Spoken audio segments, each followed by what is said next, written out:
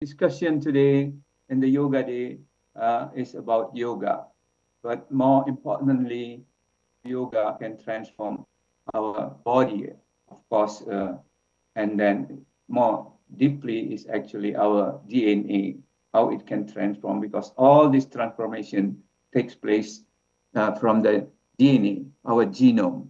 So we will elaborate that a little bit slowly, okay? So this presentation explores the profound impact of yoga and meditation on genome and epigenome, illustrating how this practice can repair and enhance our biological blueprint, leading to healthier and longer life. We want to see how the power of yoga, the power of unity that can repair our DNA and our express genes to become a better expression in order to get a better life, a healthier life, and for longevity. So this is all that we want to speak about, but we will do kind of some of definition, little bit here and there about yoga, genome, and epigenome. Probably some of you are not biologists, or mostly not, but I keep this assuming that everyone don't know about genetics. So I will review that, but I believe most of you know about yoga, but we're going to review that in our perspective. So our topic going to be, we are going to talk about the definition of yoga and a little bit about genome and epigenome. Okay, then we will see about the evidence based on yoga and meditation. So how actually, the question is, can yoga improve our genome? Can the power of yoga improve our DNA? Like that, yeah? And then finally, that will be some kind of explanation. How the question, yoga has power, how it can actually repair our DNA for a better life, for longevity. So these three topics, and there are some scientific part with this presentation. But nevertheless, we will review some of these. Here are some definitions, just very brief. I think most of you already understand this one. Yoga is the union between. When we say union, it must be something two opposite value get combined. So yoga is union between outer and inner life. With inner life means with higher being. So this means that there's some integration of our mind also to our body. So yoga is not only at the body level, but also in the mind level and beyond. Above the mind and the body is actually still some other connection to the environment, to the universe, to the galaxy. All are actually connected. All are actually entangled. So when we get the feeling of union, but through experience of yoga, that is yoga, yeah? It means unification. So the genome is a blueprint of life, which is our DNA. Reprogrammed in many ways. One important thing that we are going to see about the impact of yoga, the power of yoga. The epigenome, on the other hand, can be translated, epi means above, top, the top of genome. So the genome is there, but the top of the genome is actually, the genome get modified in certain way.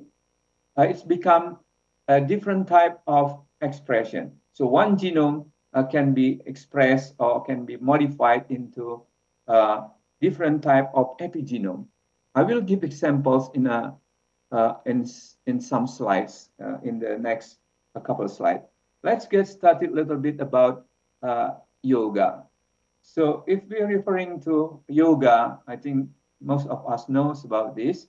This is the Patanjali Yoga Sutra, Astanga Yoga of Patanjali, expose the 8 limbs of yoga, eight parts So it's not a step of doing, but this is 8 different parts of yoga. Yama, niyama, asana. We call it yoga asana. This is the posture. Pranayama is breathing. Pratihara is mostly a discipline. Dharana, dhyana, samadhi. Dhyana and samadhi. So start with dharana, dhyana, and samadhi. It's basically the mind level. Okay, that is start from the concentration, meditation, and transcendent samadhi. Samadhi is a transcendent. So what we know mostly, the limbs of yoga that we practice is yoga, which exercise, and it's basically, the terminology is asana, yoga asana, and meditation in the middle, and we see also here pranayama, also another technique of yoga, yeah, pranayama, meditation, and yoga asanas, right? So also we see here, asana basically dwells on the body. So it's make the body become flexible at some point, but there's quality of yoga into that. When we do the asana, the exercise, is so diligently and with a certain technique, we can feel the dawn of unboundedness. We can feel the dawn of happiness. That is the yoga. So we get united from the body. We actually manage the body, and then we feel the mind. We feel the unbounded self. Okay, and then pranayama, it dwells between the body and mind. So it's from the breathing technique, and then it influences our prana in the mind, and then this is how we connect. Subtle breathing, meditation dwell on the mind. So one of the techniques that we practice, and it's quite profound and back up with many scientific study, is transcendental meditation. So this is yoga. Through this technique, we actually experience the samadhi. So it's dharana, dhyana, samadhi, all one together in the same technique. So we take the mind from very gross level, and then we start close our eyes, and it's automatically the mind gets subtle a little bit, it's settling down, and then go deeper and more settle. It's become a more peaceful mind, and even it's actually we can experience the inner silence, very subtle, very profound experience, and even more than that, we can reach the state of samadhi. Samadhi is a state where we get united with all our self, only the self. So that's the inner source of energy. In physics, in modern language, we call it unified field. So this is the inner source of energy, creativity, intelligence, and peace. So another word that we can say, this is our pure consciousness that not mixed with anything else, only the self, which is unbounded happiness, bliss, and is actually we can experience that. So this technique will bring our mind to the state of samadhi, very systematically, very gradually, and we experience the state of samadhi. So this is how the terminology of yoga is explained in the Yoga Sutra 1, Sloka 1, 2. So it says yoga is the cessation of the fluctuation of the mind. So yoga chitta vritti nirodha. So there's this German translation here. I think I give you time for you read that one, and then because I might mispronounce that. Even though I learned some German back in high school, actually, for 3 years, but it's a long time ago. Well, I know a little bit. And in the Bhagavad Gita, it says, yoga stak kuru karmani. It means established in yoga. In this means we unite with the self and we become the self. Then there's a lot of energy in the body and we are ready to perform action. So yoga sta kuru karmani is basically means when we unite with this self, we actually in a state of yoga, we got a lot of energy and we have a lot of happiness or bliss to perform action. So this is the skill in action. So established in the yoga through experience the self, then we perform action. Now let's move a little bit about the biology. Okay, I think some of you know this one. Margot can tell a little bit, but some of you might not knowing about this. Just the terminology. We don't go further. It won't become a biology lesson. Don't worry about that. So genome and epigenome. There's some word here. Gene. Gene is basically our DNA. So genome is a total DNA, total genetic material, genetic code in one cell. So all of this genetic material in one cell, you can see here the picture, one cell. So it is a genome. So in human, our genome, it consists of about 20,000, 21,000 genes. This is a segment of DNA that can be expressed with some enzyme, protein, and everything. This is called gene. Okay, so we have 21,000 gene in our genome. So our genome consists of actually a 23 pair of chromosome. So this is the chromosome, a 23. So we pair because we got like 23 from the father, 23 from the mother, which is from the sperm and ovum, and get united, become pair. So 23 pairs of chromosome. Plus we have a little bit DNA in our mitochondria. So all together is about 21,000 genes. That is our genome. Yeah, so there's a genetic code. The genetic code is like a letter. So there's a letter here, A, T, G, C. We will see that shortly. Epigenome is actually translated into the top of the genome. The top means modified of the genome.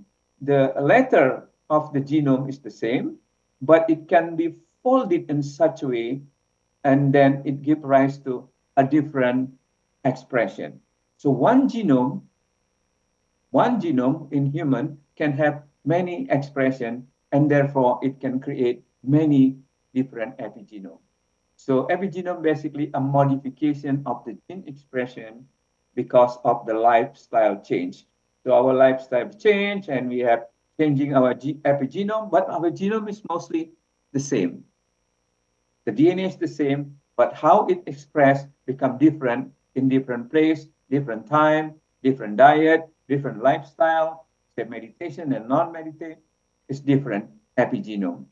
So this is how we can reprogram our epigenome through lifestyle modification.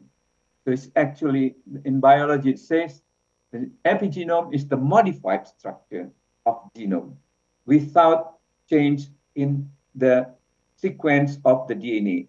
The genetic code remain the same. Say like the genetic code that can to make the blue eye in our cell is the same, but at some point it can be modified and it become somehow it get changed. It's a possibility. It's a possibility. So the color that can change through epigenetic hairstyle, hair structure, and so forth. So we will see some examples here in this diagram. So this is our DNA, and this is our chromosome. And then the thread is the DNA here. It's a double helix here. And there's a letter here, A, G, C. This is how actually like a alphabetic letter here. It's the chemical letter here that can create our system, like color of hair, eyes, and all this bone structure and enzyme, everything can be expressed differently because the DNA here, you see here, it can be folded, it can be structured in different way. There is some modification here without changing the DNA. For example, identical twin, they have totally, they have similar or not similar, it's 100% identical genome. The DNA, the same. But when they grew up, because different lifestyle and everything, it get changed. So it get different expression. This is actually identical twin. See here, the genome is the same, but it can be expressed in different way. It also is actually, if you see in this diagram, it's actually the same DNA is actually can be folded, can be packed here and there. So the expression of this DNA in this side, in this unfolded, non-colored here, in straight line, can be different from here. Probably the gene here will be not get expressed, and here will be get expressed. So it's kind of on and off, turn on and off, active and non-active. Same DNA can be active and can be non-active. This is called the modification in the genome. So if you see one cell in our body, the DNA is the same. But in the red blood cell, the genome modified such a way that is actually expressed only a certain gene, like that. So it's different from the nerve cell, liver cell, or muscle cell, and intestine cell, or this gut cell. So genome is same, but you see that the cell is different, and because the modification, okay, it's become modification. So if we still have little time here, probably we can play this for you. I hope that we can. Let me check that. If you want to see, this is 2-minute video. If you like to watch, I think we have time for that. Let me play this one.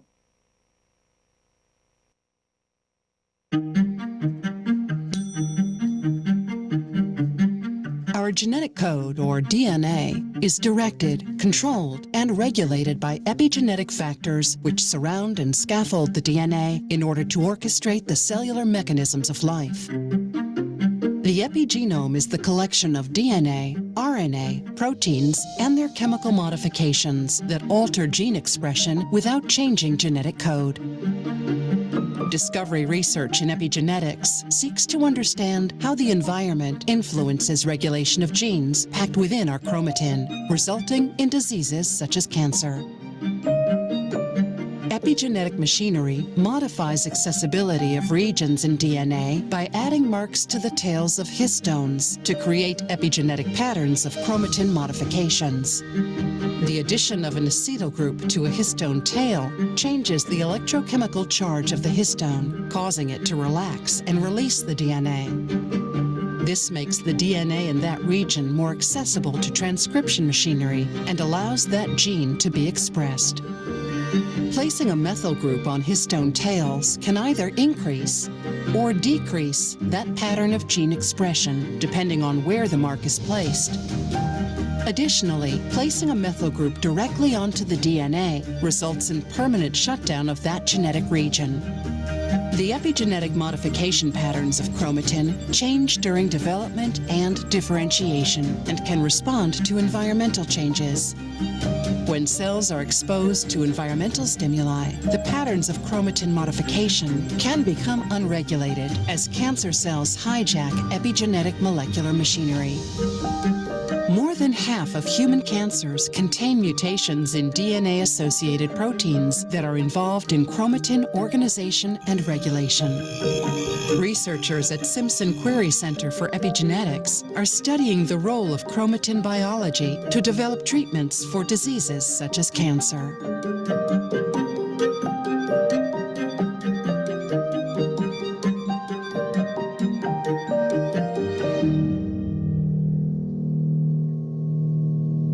Hopefully that gives some taste to understand the biology. So we had a little biology lesson here. So that is okay, I think. So let's move. If you have any question later, I can ask, I can answer, and also in the audience can give some input for that. All right. So now let's move to the main part. So just to be little understanding here, that is basically we want to understand about the evidence base here, okay, about the yoga and meditation, how it can actually reprogram the genome and epigenome. So in the left diagram here, we see this is our double helix DNA with genetic code. So through the power of yoga, at some point, through a certain mechanics, for long-term mechanics, the unstable DNA, it can be repaired. You know, it can erase that and edit a new letter, new genetic code. So say like that genetic code is not appropriate in the body, but to long-term practice, all this enzyme and the protein to repair the DNA is become enlivened, and it can cut and paste a new DNA. This is really what we call it reprogram the DNA. So we will see that one or two research study how it actually can repair. But mostly we're going to cover how our epigenetic is more prominent actually, how our epigenetic get changed through the power of yoga. Here we will see some of the research that we have done here and in the United States.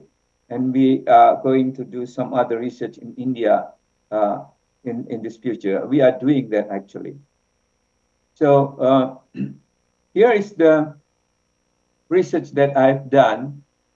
This research shows that the long-term yoga practice, especially the long-term transcendental meditation practitioners, so that actually they can have a prevention or reversal of stress effect that harmful to health. So it's actually reverse the stress and actually leading to a very profound experience for preparing the body, the cell for longevity.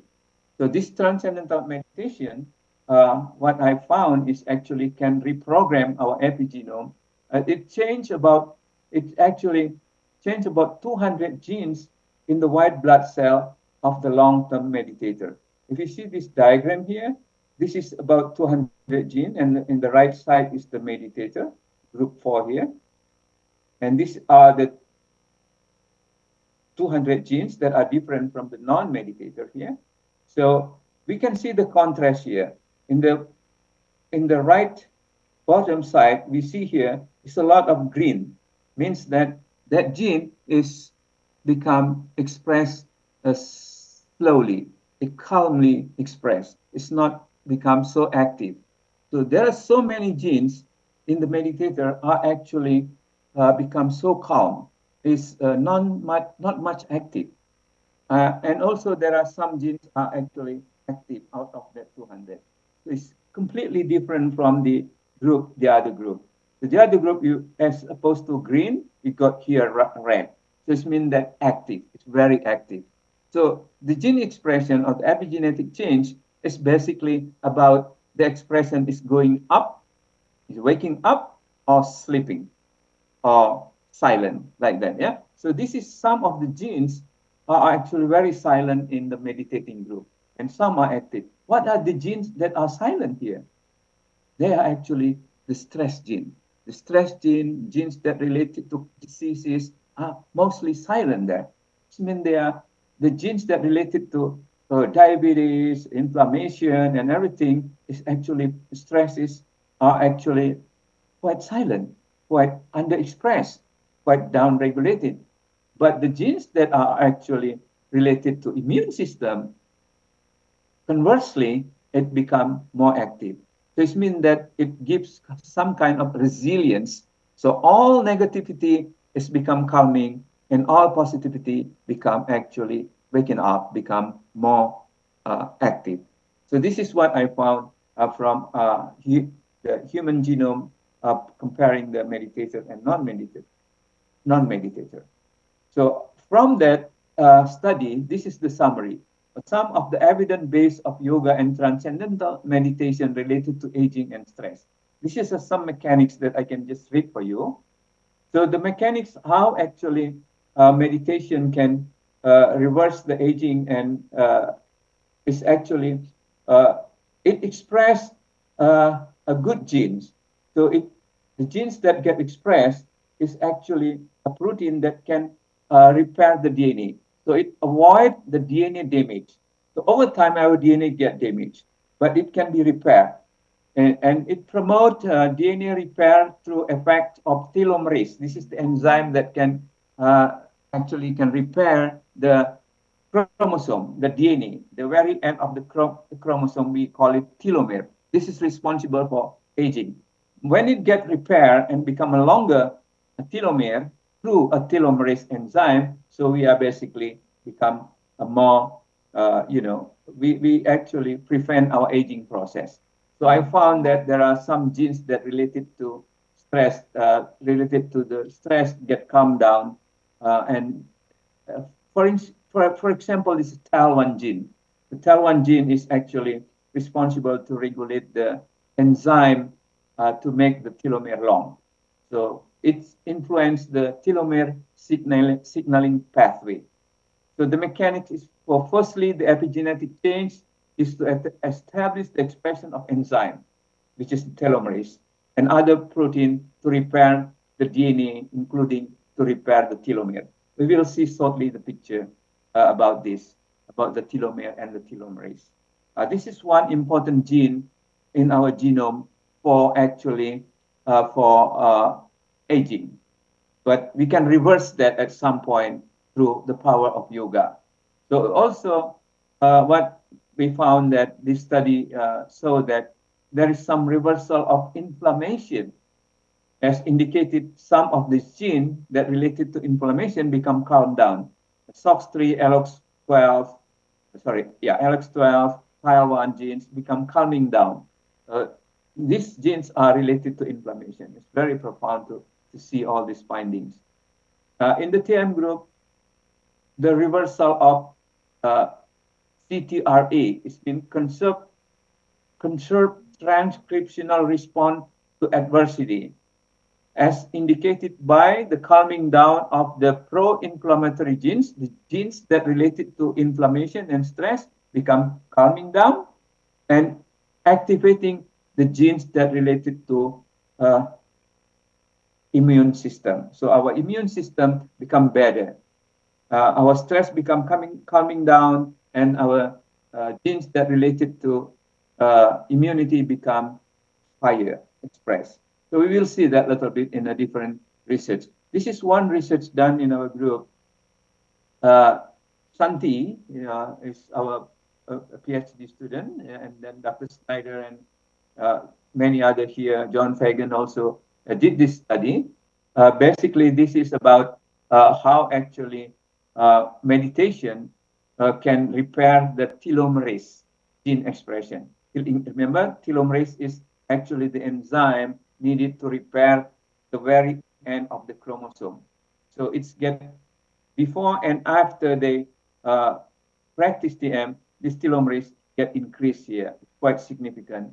Yeah, the p-value. This is the comparison, but the bottom line here is quite higher here, and then it get increased, but the p-value is same. Okay, anyhow, we can tell that this meditation can repair the telomerase, and therefore it has the power to make this aging process get a little bit delayed, and then we enjoy a longer life with a healthier life. So this is another study I'm going to show you. This is from a study from one of the Nobel Prize winning in physiology, Elizabeth Blackburn, and this is our colleague Elisa Apple, that says that can meditation slow rate cellular aging through repairing the DNA, which is called the telomere. Let's work a little bit on the telomere. So in our cell, there is in our chromosome, in our DNA, the end of this chromosome in the red color here actually is called telomere. It means the tip of the chromosome that's responsible to protect the chromosome. But over time, by aging, the telomere they become shorter and shorter and shorter, because the cell division is actually by its nature is actually can make this DNA become shorter and shorter, and eventually it get collapsed. When the cell collapse, the chromosome collapse, it means that the cell become collapse also. So we lost a lot of cell, which is aging. But fortunately, in our system, we have an enzyme. It's called telomerase. Telomerase. Telomerase is actually can repair and make the chromosome, the end of the chromosome become longer. So we want our telomere become longer in order to protect our chromosome, and therefore we can live longer with healthier life.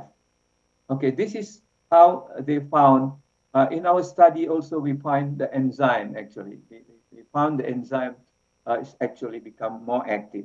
The telomerase become active, so it can prevent this deterioration effect of the natural process of cell division. So this is my second paper, just published 2023. It says that transcendental meditation practitioner to reduce expression of the conserved transcriptional response to adversity. So we collaborate with one big scientist in UCLA, and he published quite a lot of paper in this area. And he got impressed how actually TM can actually repair the gene expression. Long-term meditators have very profound gene expression in their cell. So they can reverse the effect of stress. It's called CTRA. CTRA basically a stress gene. You know? So people who actually have a lot of stress, their gene related to stress is actually increased, and gene related to immune system is weak. But through the power of yoga, we actually can reverse that. So it calming down. This is the power now, is it? It's calming down or down regulating the stress-related gene, and conversely, it activating or up regulating the immune gene. So we more have like a better immune system. So this is the CTRA, it's calming down, and this is the antiviral going up. So this is our new finding, which is quite profound. And one paper that I'm preparing is actually for aging. So we see here in this study, it's not published yet. We are submitting this paper just like a month ago. So we will see that in a couple of months, we see that the effect of aging. What we did, we compared the gene expression of meditator, all meditator, above 60 to 75. And then here is this the gene pattern, and this is all control. Same age, but they not meditating. This is meditating old. Here is young control. So what we found is actually the pattern of gene expression of the old people who actually meditating for long term have the similar pattern with the young people, indicating that there's some power of reverse the aging process. It doesn't mean that they become young. We want to become young, you know, but if you're already there, just about to maintain that for longevity, right? So we will publish this paper. It combined with some other German collaborator here. It's very nice people that helped me to analyze some of the hair cortisol, help, and then we will publish together with two scientists from German actually work together with us. Okay, now the last part, I will be brief here. The question is how the power of mind can reprogram our genome. How? This is the question. So we will pick one sloka from Yoga Sutra, how actually the mind have the power to repair our body, repair our system. So we start the repairing the genome and epigenome. So it's basically very subtle effect, very quantum effect. So there's one science telling about the DNA expression and the DNA replication is actually influenced by quantum effect. So the quantum effect is a possible effect. Subtle, quantum means beyond molecule. Energy beyond the molecule is very subtle. So the quantum effect is a possible effect of how meditation works on repairing the genome and epigenome. So I believe Dr. Eckhart will tell you a little bit about the quantum effect, the unified field, how it works from his perspective. He's the expert on that area. So it says in the biology study, sounds like bubble whistling around the DNA. There's a sound like a mantra, like chanting. Your DNA is giving some sound, giving some energy in order to replicate the DNA. So sounds like a bubble whistling around in DNA are essential to life.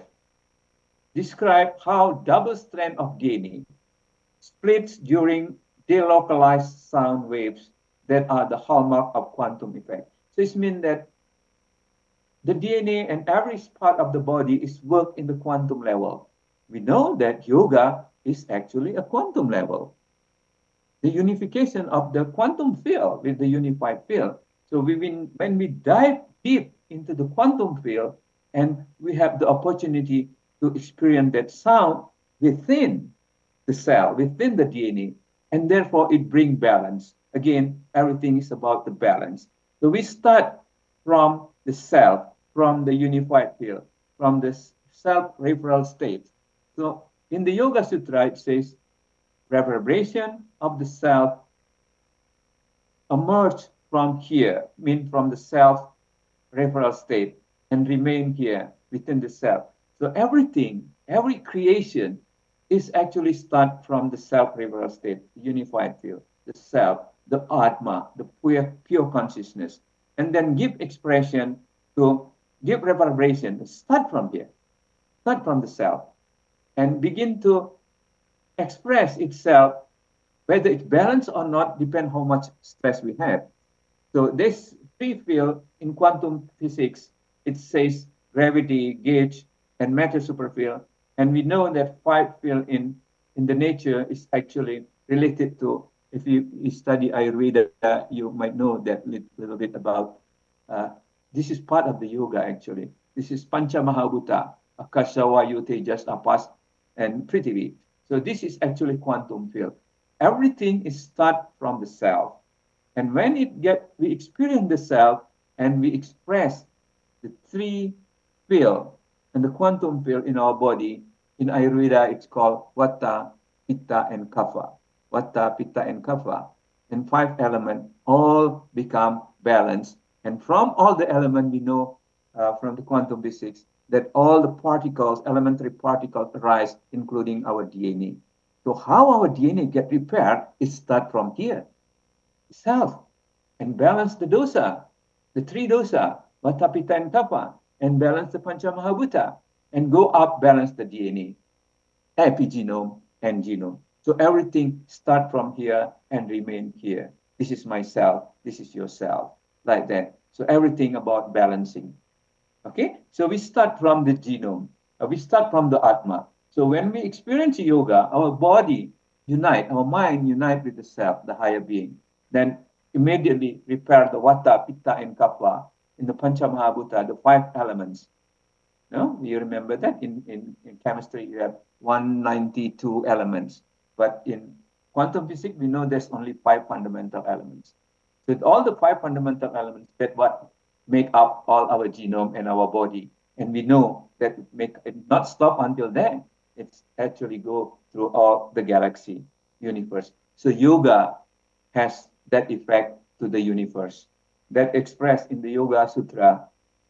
So yoga has affect the environment, far away distance. It says in the one of this Vedic literature, I see myself dwelling in a far distance. Self is reverberating in far distance, mean that I'm here, but in far distance in the galaxy, this is our self also there. So that Vedic expression, it says that Tat Sanido Vairigraha, Tat Sanido Vairat Yaha. It means that in the vicinity of yoga, in the surrounding of the unity or yoga, there's no negative tendency. Everything is positive. So it means that we can repair the world through yoga. So we spread the positive vibe and the yoga. So for that, we created the 10 group peacemaking practitioner in Hyderabad. And I and Amrita and some other researcher here has this privilege to this study how actually the yoga in a big group can affect the genome and epigenome. So Amrita, if you are here, you can say something in the for this purpose. Here's Amrita, is one of our PhD students doing on this. And I also thank to Margot, actually. She did a little bit, get her PhD in epigenetic and child and mother care. So it's under my guidance with Dr. Travis, actually, for her PhD. So congratulations again for that. So we are looking forward to actually complete this study that is ongoing. We are in the process of analyzing the DNA and the genome and epigenome through the blood sample here. So here's the blood sample collected. Now it's sitting in the genome center. We start to do some kind of analysis, and we will get the result soon. Hopefully, when the funding comes, we will finish that. So, of course, I want to thank here Dr. Lilaji, because she has somehow helped out to help Amrita and all the teams back in India. So, as our conclusion remark, the human genome, which serves as the blueprint of life, has a remarkable capacity to be reprogrammed. So, no worry. Yeah. Through what? Through various methods, including yoga. Notably, the epigenome, which regulates the gene expression, is particularly responsive to lifestyle modification, such as yoga and meditation. So it means that our epigenome is more sensitive. We can repair that easily in a month's time. Okay, in a month's time, we can have a stable epigenetic through yoga. So my conclusion or take home for probably for everyone that already know and practice this beautiful technique, yoga. Yeah, the single most critical technique needed today in the stressful world is yoga, including any yoga asana, pranayama, in meditation and meditation. So in transcendental meditation, we practice all these three techniques all together. So I would like to thank very much for this opportunity. This is my beautiful picture with Dr. Eckert when he visited Fairfield. We had a good chat during the morning walk, which is also another type of yoga, morning walk. Also, I can put that as a yoga, is unification. And the good news for you is actually German leading the Euro in the group. So that I'm one of fans of this soccer. So that's my presentation. I can stop share now, and I give the floor to Dr. Eckert and for answer a question and answer. Everyone can add, can chip in and give some kind of comment. Thank you so much. Let's move for next part. Thank you very much, Dr. Venu, for this very powerful presentation and giving us insights into modern biology, modern microbiology, and also insights about the techniques of yoga, the techniques to enliven one's own consciousness. And if I may summarize from my point of view, simple-minded physicists, we somehow learned that our conscious decision can sort of decide what we are doing with our body. So if I decide to raise my hand, then I can raise my hand.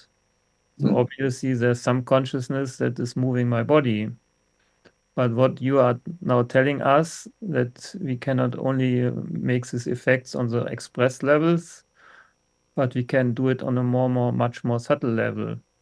If we experience consciousness on this more and more subtle level, so in the techniques that you mentioned, like breathing techniques, pranayama and yoga, or the postures, and the most fundamental is the technique of the mind, the transcendental meditation, where you transcend to finer and finer levels of your mind, and then you go to this state of one consciousness. And if I understand you correctly, this is a state of unity, this is a state of highest order.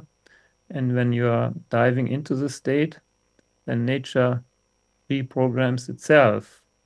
And then, as I understand you, the genome and the epigenome, the expression of genes, is altered in such a way that only those who are life supporting are expressed. Huh? And Beautiful.